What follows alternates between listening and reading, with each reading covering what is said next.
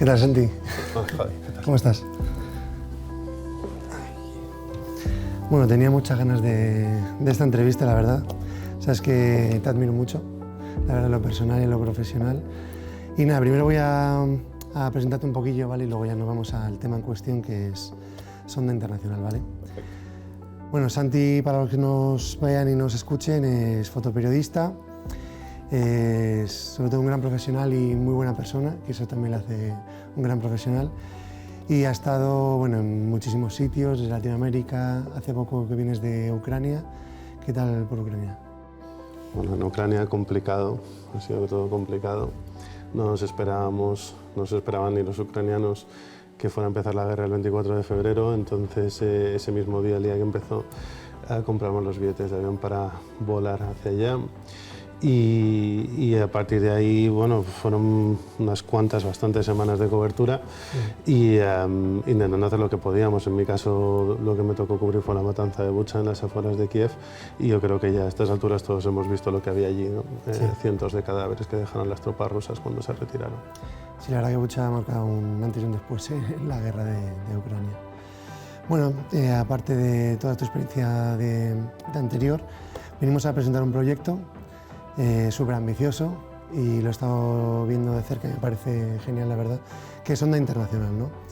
Cuéntanos, ¿qué es Sonda Internacional exactamente? Sonda Internacional es un medio de comunicación independiente y sin ánimo de lucro especializado en periodismo visual sobre la crisis climática. Entonces este proyecto, que nace ahora, estamos construyéndolo y lo acabamos de dar a conocer, descansa en, digamos, en 4 grandes pilares, ¿no?, que habría que explicar y que responder. El primero es crisis climática. ¿Por qué trabajar sobre la crisis climática? Bueno, creo que es evidente que es la mayor problemática que tenemos hoy en día. ¿Por qué trabajar la crisis climática a partir del periodismo visual? Esto es algo que me apasiona y es que creo que, y por la experiencia de los últimos años, no estamos siendo capaces o no estamos viendo en imágenes las consecuencias de la crisis climática al nivel al que nos explican los científicos en los informes, ¿no? Todos los días recibimos informes muy duros, investigaciones muy duras que hablan de la gravedad de la situación en muchísimos frentes diferentes, pero esto está siendo muy difícil de retratar, de mostrar en imágenes en una época en la que hay que ver para creer. Digamos que entre muchas comillas, y que esto no se malinterprete, pero es relativamente fácil generar empatía o generar un impacto con las consecuencias de un bombardeo cuando era en Alepo o ahora en el Donbass, en Ucrania, o con un naufragio en el Mediterráneo central, por poner algunos ejemplos. Pero la crisis climática, la mayoría de las consecuencias suelen ser silenciosas, ¿no? No es fácil retratarlas. Entonces, insisto, en una época en la que hay que ver para creer, creemos que hace falta profundizar en esa forma de contar la crisis climática a través del periodismo visual, ¿no? Y los otros 2 pilares en los que descansa es que es un medio de comunicación sin ánimo de lucro y en castellano. Y esto es porque no existe un solo medio de comunicación en el mundo hispanohablante y somos 500 millones de personas con la capacidad para financiar el periodismo del terreno como lo pretendemos hacer, ¿no? Es decir, hacer grandes trabajos que impliquen investigación y que impliquen mucho tiempo en el terreno. Por poner un ejemplo, si queremos pasar un año haciendo el trabajo, porque creemos que hace falta pasar un año, no porque nos apetezca simplemente, ¿no? Trabajando sobre los incendios en la Amazonía, no encontramos un solo medio de comunicación, ¿no?, que esté dispuesto a dar ese paso. Entonces, por eso queremos trabajar en castellano, porque en el mundo anglosajón sí existen referentes, pero para ser 500 millones de personas creemos que hay un espacio que falta por cubrir, ¿no?, en el mundo hispanohablante.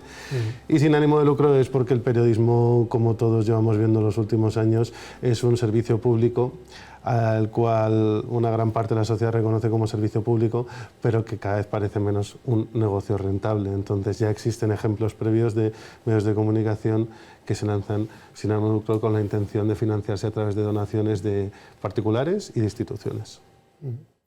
Yo quería tocar un poco encima, aunque ya lo has mencionado un poco, el tema central de Sonda, ¿no?, que son las crisis climáticas. ¿Tú crees que los medios no le damos la importancia suficiente a estos temas y por eso Sonda nace tan, digamos, con una idea tan clara de dedicarse a ese margen que, aun siendo muy grande, no se trata tanto en los medios? Creo que en los últimos años, casi diría décadas ya, ¿no? Pero sobre todo en los últimos años, la crisis climática sí que se está trabajando y cada vez se está trabajando más y no me cabe duda de que además hay gente que la está trabajando muy bien y te encuentras muy buenos trabajos, ¿no? Pero como decía, lo que hace que Sonda y lo que me apasiona a mí, que es creer que Sonda realmente cubre un espacio que no está cubierto, ¿no? Es que yo me pongo a buscar, cuando estoy haciendo investigaciones, cuando estoy haciendo trabajos como para el que voy a hacer ahora, por ejemplo, tengo que viajar a Filipinas, no encuentro un lugar de referencia, ¿no? A través del cual informarme y consumir grandes investigaciones de periodismo visual. Como te digo, esto no lo encuentro, es decir, creo que hay, bueno, secciones dentro de medios de comunicación y que trabajan distintos temas, pero no hay un lugar específico de referencia y luego, como digo, sobre todo, además centrado en el periodismo visual, ¿no? A nivel internacional tenemos muy buenos ejemplos, yo diría que el principal es National Geographic, ¿no? Que hace, bueno, es National Geographic, hace muchas cosas que son increíbles, ¿no? Sí. Y tiene los recursos para hacer cosas que son increíbles, pero una vez más partimos, primero no está solamente centrado en la crisis climática y partimos de un grandísimo, enorme medio de comunicación que viene del mundo anglosajón, ¿no? Entonces los porqués creo que son centrarnos en hacer pocos pero grandes trabajos. El objetivo sería hacer una investigación al año, una cada 2 años, tal vez 2 en un año. Esto no lo sabemos todavía porque estamos creando el proyecto, ¿no? Pero es hacer pocos trabajos y sí que hacerlos en profundidad, ¿no? Hablando de la profundidad que antes comentábamos, ¿qué espacios crees que pueden abarcar este tipo de temas? O sea, ¿dónde tiene cabida los temas de Sonda Internacional? Ya que son de largo aliento, son en profundidad y demás, y al final el coste, digamos, es grande. ¿Dónde está el espacio de Sonda? Una de las preguntas importantes que nos tenemos que hacer ahora nosotros es quién va a consumir, ¿no? Y de qué manera los trabajos que nosotros pretendemos hacer. Y probablemente no lo sabremos bien hasta que lancemos la primera publicación, que espero que sea dentro de muy poco tiempo, dentro de muy pocos meses, y ahí podremos verlo mejor, ¿no? Pero aún así tenemos planteado una estrategia de trabajo que creo que funcionará para distintos públicos, ¿no? Nosotros queremos centrarnos en grandes reportajes, esas grandes investigaciones. Como digo, necesitamos conseguir recursos para trabajar a lo largo de varios meses, de un año si hace falta, puede ser más, ¿no? Eso dependerá de cada trabajo, para producir un trabajo en profundidad, pero luego además hay una sección que proponemos que es de comparativas, que a mí esta, por ejemplo, me parece que puede tener públicos muy diferentes. Las comparativas son, para poner ejemplos, cuando se leen artículos sobre, por ejemplo, la desaparición de los glaciares, te pueden interesar más o menos, ¿no? Pero suele generar cierto impacto cuando ves una comparativa de una imagen producida desde el mismo lugar en 1950, 60, 70, 80, ¿no? Hoy en día hay muchas empresas que están produciendo imágenes satelitales que se están utilizando para que comprendamos, y ayudan mucho a que comprendamos, por ejemplo, la deforestación en el Amazonas, como un ejemplo, ¿no?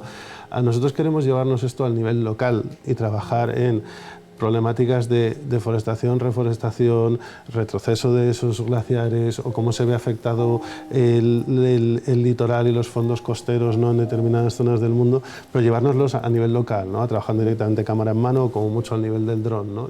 Nosotros no tenemos capacidad y no somos quien para trabajar a nivel satelital. Entonces, esto descansa sobre la idea de poder acercarnos a una web en la que las problemáticas se trabajen a lo largo del tiempo. No nos dediquemos a enviar un equipo al mismo lugar cada año que produzca un trabajo y que como mucho luego esté conectado, ¿no? Abajo del artículo diciendo artículos relacionados, ¿no? Sino poder trabajar con una línea temporal y poder ver la evolución de una problemática a lo largo de los años y, si el proyecto funciona, a lo largo de las décadas. Creo que este es uno de los mayores fallos que estamos viendo a la hora de comprender la crisis climática. Al menos es una de las cosas que más me falta a mí a la hora de comprender la crisis climática, ¿no? Hablamos de problemáticas de dimensiones muy grandes en términos temporales y que cuesta mucho ver si no las explicamos en esos términos temporales, ¿no? Entonces, poder ver la evolución y poder verla de una manera visual y poder hacerla de una manera, digamos, muy accesible, eso puede permitir que distintos públicos se acerquen a comprender la crisis climática, ¿no? Luego, cómo especializado esté el público que consuma los grandes reportajes lo sabremos cuando empecemos a publicarlos. Bien. En este tema de las crisis climáticas hay uno que también hemos comentado antes, que a mí siempre me ha fascinado porque creo que es uno de los grandes desconocidos dentro de la crisis climática, que son las migraciones climáticas. O sea, cómo los efectos, digamos, del cambio climático están afectando directamente a las personas y les provocan realizar migraciones hacia otros lugares, ¿no? Sonda va a dedicar parte de sus temas a este en concreto. Bueno, yo llevo muchos años especializado en migraciones y trabajando en fronteras, es uno de los temas que siempre me ha apasionado. Sí. De hecho, es el que me alejó un poco del trabajo sobre crisis climática, es con lo que yo comencé, y mi evolución natural ha sido juntarlos, ¿no? Mi evolución natural ha sido decir, bueno, yo no quiero abandonar el trabajo de las migraciones, no quiero abandonar el trabajo en fronteras, pero al mismo tiempo creo que la principal problemática que tenemos hoy en día y la que más me apasiona es la crisis climática, ¿no? Y ahí es donde te encuentras con las migraciones climáticas. El trabajo que llevo haciendo sobre contaminación vida bajo condiciones de contaminación extrema en Asia, lo estoy haciendo en los últimos años y trabajando en India, Indonesia, Filipinas, aquí te muestra cómo este trabajo parte de una premisa, ¿no? Que me la dijo un investigador de un Instituto de Calidad del Aire en Nueva Delhi hace unos años. Dijo, la contaminación es el problema más democrático que tenemos, porque nos afecta a todos por igual. Claro. Y lo que nos planteamos fue, ¿esto es así? ¿Nos afecta a todos? Creemos que sí, pero ¿todos tenemos la misma capacidad para reaccionar frente a él? Probablemente no, ¿no? Entonces nos dedicamos a trabajar en cada ciudad con personas con distintos recursos económicos, con distintos niveles socioculturales para ver cómo comprenden, qué herramientas tienen para enfrentarse a esa contaminación que les afecta, ¿no? Y ya puedes ver, ya estás observando como quien en algunas zonas, quien se lo puede permitir e incluso en contextos urbanos, abandona el lugar de origen por alguna problemática medioambiental, ya sea el aire o la contaminación del agua, ¿no? Pero luego hay otros contextos, y son muchos, en los que directamente la crisis climática es la que está agravando situaciones que ya de por sí eran difíciles, ¿no? Los movimientos de población, las migraciones en contextos como el Sahel están muy ligados a los medios de producción, al trabajo de la tierra. Sí. Y la forma en la que se trabaja la tierra está directamente afectada, ¿no? por la crisis climática. Entonces queremos poner foco en esto y queremos que sea uno de los temas troncales. Muy bien. Bueno, yo creo que es fundamental un papel como Sonda Internacional que centre el foco en estos temas, que aunque tú dices que están muy en el día a día, creo que falta profundidad, falta sentirlos cercanos, porque muchas veces sentimos que estos temas no nos incumben en general. Se habla mucho de crisis climática, pero aquí en España se está viendo un poco ahora, ¿no? Con el tema de que la ola de verano llega pronto, no sé qué, pero tú dices que afecta a unos más que a otros. Pero bueno, habla de Sonda. ¿Quiénes formáis parte de Sonda? Sonda figuramos 6 fundadores. Figuro yo como director, y luego está Miquel Conate, que es un videoperiodista muy especializado en conflictos y en el ámbito internacional, Simón Casal, director de cine y ficción y documental, y Maribel Izcue, que es periodista con muchos años de experiencia en Asia, y la fundadora y redactora jefa de 5W, Pablo Tosco, que es una especialista en crisis climática, lleva 20 años recorriendo el mundo y trabajando en contextos especialmente complicados, ¿no? Como puede ser precisamente el del Sahel, y Jorge Usar, que es nuestro especialista en diseño para levantar el proyecto. Y entre todos lo que pretendemos hacer, como tú estabas diciendo, es precisamente esto, ¿no? Crear un proyecto que sea capaz de conseguir recursos para hacer trabajos de largo aliento y trabajos en profundidad que acerquen la crisis climática, porque sí que decía que acerque la crisis climática al público, ¿no? Porque sí que decía que creo que cada vez se estaba trabajando más, pero que cada vez se esté trabajando más o que cada vez tenga más presencia en los medios de comunicación no quiere decir que esté todo hecho, claro. Evidentemente, ¿no? Sí. Queda mucho por hacer, y sobre todo el reto, en mi opinión, es ese, y es el reto apasionante, que es extremadamente difícil de contar, porque es extremadamente difícil de ver. Desde que me volví a centrar en tratar de contar la crisis climática a través de imágenes, e insisto, en una época en la que hay que ver para creer, me di cuenta de que es tremendamente difícil. Una de las consecuencias, por ejemplo, de la contaminación en Delhi, dicho por los oncólogos, es la subida del cáncer, de los índices de cáncer de pulmón en no fumadores, ¿no? es muy difícil mostrar esto. Es muy difícil mostrar esto y además que la gente comprenda e integre la conexión entre esos cánceres de pulmón y ese aire contaminado, ¿no? Son temas en los que hay que darles normalmente varias vueltas para hallar la mejor forma de contarlo a través de las imágenes. La verdad que es muy interesante lo que acabas de decir, porque es verdad que a veces es complicado mostrar una realidad. Quiero decirte que el periodismo visual y demás, a veces el enfoque se tarda mucho. Se tarda mucho en encontrar el enfoque para explicarlo de mejor manera y sobre todo de la manera más respetuosa posible, ¿no? Esto me viene a la cabeza también algo que comentábamos, el tema de Sonda Internacional, es periodismo visual sobre la crisis climática, ver para comprender, ¿no? Lo que hablamos de periodismo visual, ¿cómo va ligado también a la parte de texto? ¿Cómo vais a trabajar de esa manera? El concepto de periodismo visual descansa sobre todo, como decía al principio, creemos que ahí hay un vacío que cubrir. Hay mucho periodismo y, sobre todo, más importante, hay mucha investigación científica que nos está explicando y que está explicando muy bien la crisis climática. Lo que veo que cada vez está fallando más es que en imágenes seamos capaces de ver esas consecuencias tan duras que nos dicen los informes. Entonces, por eso apostamos por el periodismo visual, ¿no? Ahora, claro, a la hora de hablar con compañeras y con compañeros sobre qué significa esto del periodismo visual, ¿no? Quiere decir que históricamente nosotros solemos ir, los que hacemos periodismo visual, solemos ir un poco, digamos, por detrás a la zaga, ¿no?, del texto. Es decir, acabamos acompañándoles casi de una manera, ¿no? Y suele mandar el texto en los trabajos que publicamos. En este caso se trata de darle la vuelta.